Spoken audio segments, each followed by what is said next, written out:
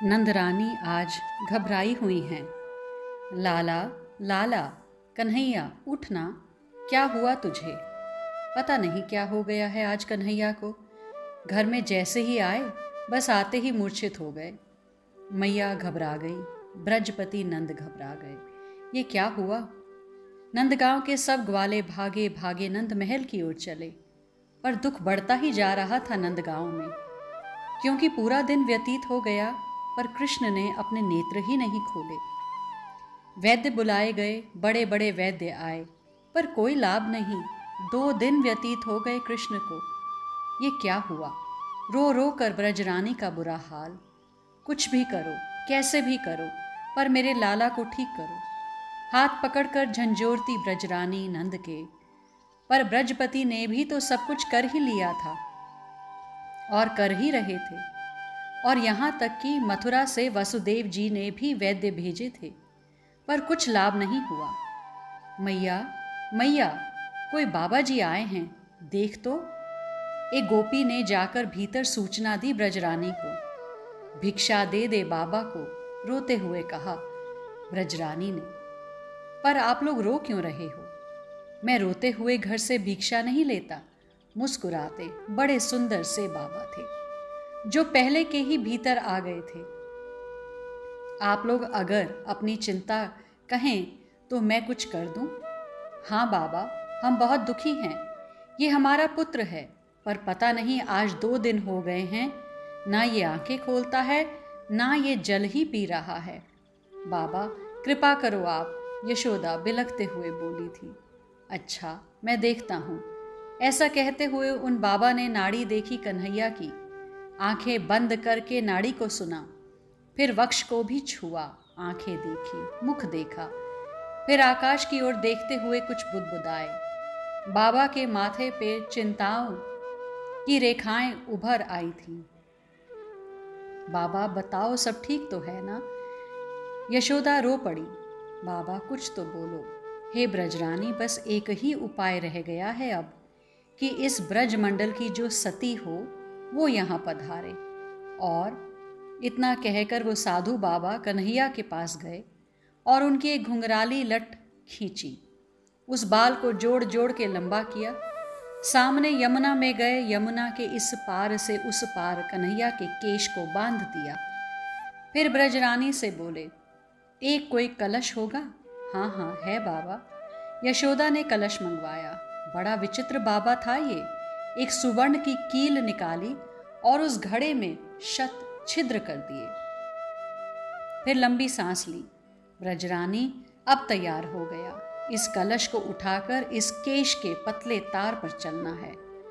मध्य में यमुना जल भरते हुए मेरे पास तक कलश को लेकर आना है। पर यह कार्य कोई महान सती ही कर सकती है। पूर्ण सतित्व होना चाहिए उसमें, पूर्ण पतिव्रता। बाबा मुस्कुराए। पिटवा दिया ढिंडोरा पूरे ब्रजमंडल में ब्रजपति नंद जी ने, कि ब्रज की आदरणीय सतियों को निमंत्रण है, वे पधारें और मेरे पुत्र को जीवन दान दें। बड़ी विनम्र प्रार्थना थी मुखिया जी की। आई सतियां, बड़ी बड़ी पतिव्रताएं, पर उस पतले से केश के बाल में पैर रखकर छिद्र वाले कलश में जल भरना, अधिकतर सब डर गईं। किसी ने तो प्रयास ही नहीं किया, किसी ने किया भी तो वो असफल रही। ये सब देखकर ब्रजरानी यशोदा से रहा नहीं गया। किसी से ये कार्य नहीं हो रहा है। कलश लेकर स्वयं ही चल पड़ी यशोदा। मैं भी सती हूं, मैं लाऊंगी जल, आवेश में आ गई थी। पर आपके लाने से नहीं होगा, उन बाबा ने साफ मना कर दिया। क्या मैं सती नहीं हूं? यशोदा को आवेश था। नहीं माँ, आप तो परम सती हैं, इसमें किसी को संदेह नहीं है। पर आप इनकी माता हैं, इसलिए आपके द्वारा लाया गया जल आपके पुत्र के लिए उपचारक सिद्ध नहीं होगा। ओह, फिर विलाप करने लगी यशोदा। हमारे बरसाने में एक बड़ी सिद्ध माता हैं। बरसाने की एक स्त्री वही थी, वो सब देख रही थी, तो उसने कह दिया, जटिला नाम है उनका, बड़ी सती हैं, सिद्ध सती हैं। और इतना ही नहीं, उनकी पुत्र वधु भी परम सती है। ब्रजपति ने बात पहुंचाई बरसाने। बरसाने में बात जैसे ही पहुंची वहां तो हल्ला हो गया। जटिला बुढ़िया के पास सूचना गई, वो बड़ी खुश। ब्रजपति के यहाँ सतियों का बड़ा सम्मान हो रहा है, आपको भी बुलाया गया है और आपकी बहू को भी। तुनक कर बोली जटिला, ब्रजपति के यहाँ क्या, सतियों का सम्मान तो बड़े बड़े देवता भी करते हैं। अरे तुमको क्या पता, 3 देवताओं को अपनी गोद में खिलाया था महासती ने, तुम क्या जानो सतियों की महिमा को। अच्छा चलो, अब दावत है तुम्हारी नंदगांव, अपनी बहू को भी तो ले लो, बरसाने की अन्य महिलाओं ने कहा जटिला से। जटिला अपनी बहू को साथ में लेकर चल पड़ी थी नंदगांव। ललिता सखी ने देख लिया, क्या कारण है वहां नंदगांव में कि इस जटिला को बुलाया गया है, चलूं देखूं मैं। इतना कहकर चल पड़ी ललिता सखी भी पीछे पीछे जटिला के। हजारों लोग खड़े हैं यमुना के किनारे। जटिला गई वहां, उसकी बहू भी साथ में थी। जटिला को बाबा ने समझाया, कन्हैया बीमार है, इसका इलाज यही है कि कोई सती स्त्री अगर इस छिद्र वाले कलश में केश पर पैर रखकर यमुना से जल भर लाए तो कन्हैया ठीक हो जाएगा। बस इतनी सी बात, इस कार्य के लिए तो मेरी बहू ही बहुत है, अहंकार में बोली जटिला। बहू ने डरते हुए पूछा, सासू माँ कुछ होगा तो नहीं? पगली डरती है, हम चाहें तो काल की गति को रोक दें। जटिला ये बात सबको सुनाने के लिए जोर से बोली थी। सबने तालियां बजाई, उन बाबा ने भी बजाई।